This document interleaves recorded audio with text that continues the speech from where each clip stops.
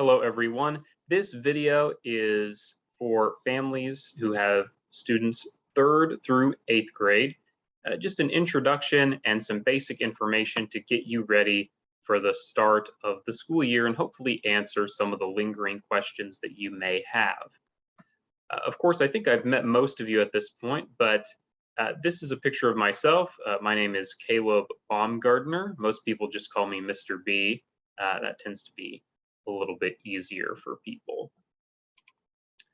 So what will school look like this year? So if you're new or even if you're returning, school might look a little bit different this year. Of course, we are an online institution, so the vast majority of work is done on your computer in one or more online curriculums and systems. That's how your student will complete their schoolwork. We will also periodically meet over Zoom, and if everything goes well this year, in person. There will also be benchmark tests throughout the year to track your students' progress. And then state testing is in the springtime. Everybody 3rd through 8th grade is a state tester. So just be thinking about that. That's at the end of the school year. It is a little bit of a ways off. Having a daily schedule is incredibly important. I put this on here just to remind everybody, if you haven't been thinking about it, start now. What do you want your child's daily school routine to look like? It's really good to have something that's consistent if possible. For my returning families, I'm sure you know this better than most, that having a daily schedule is how you are going to be successful this year. If you need any help putting that together, I can help you out with that. But I do, of course, leave that up to the families to have final say, since you know your schedules better than I do. What systems are we going to be using this year? So while the exact systems will vary from student to student, here are some of the more common ones. I know that a lot of you are in Bright Thinker for your core curriculum. That's where a lot of your work is going to be, in your core curriculum. And then some of you, I don't have the logo here, but some of you are in Plato, Plato Edmentum. I have some others listed here that I guess you could consider supplements. One is IXL. That's something that I hope everyone will have access to this year. It's a way to practice a wide variety of subjects. Freckle by Renaissance. This is your Epic Essentials. If you remember me talking about that during the ILP meeting, this is what Epic Essentials is. It's in this system called Freckle. To make a long story short, not everyone will be required to participate in Epic Essentials this year. I imagine the vast majority of students will qualify for it and will be required to do it, but not everyone will. So not every single family will have access to Freckle, but again, the vast majority, I believe, will. Mastery Connect kind of goes hand in hand with this one over here, the PLP spreadsheet. We haven't talked about this at all. I will make a completely separate video talking about the PLP, what it is, how to use it, how to implement that into your daily and weekly routine. Some of you returning families might remember what that is, but if you don't, no worries. I'll explain it in depth in another video, and how Mastery Connect interacts with that. What should a typical day look like for your child?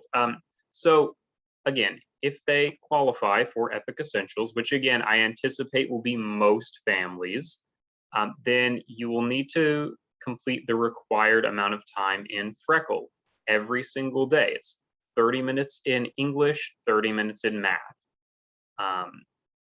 I suggest just setting a timer That way you know exactly how much time has elapsed. And of course, you can do more than 30 minutes if you want, but the required amount is 30 minutes math, 30 minutes English, and that is per day. So make sure you don't get behind on that.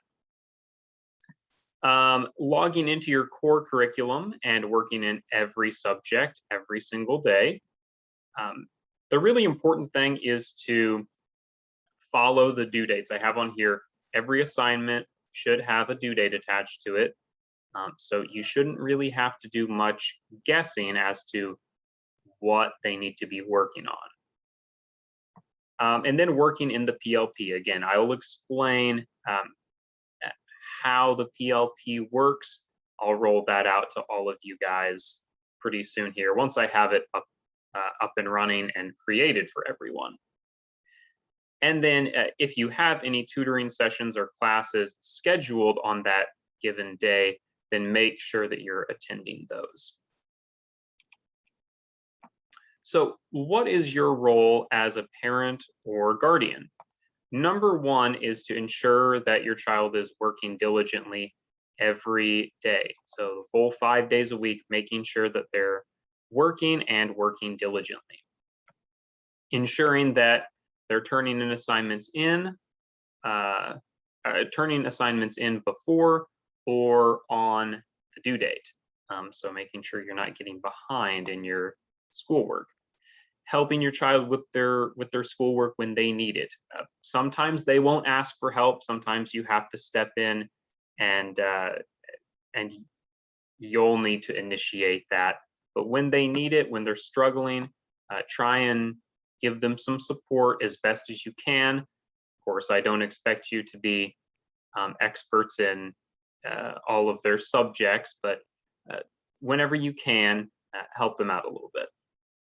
Reading emails, I cannot emphasize this enough. Make sure that you are checking your email every single day.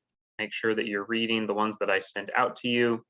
Your life is going to be a whole lot more peaceful if you are reading your emails. So make sure you're staying on top of that.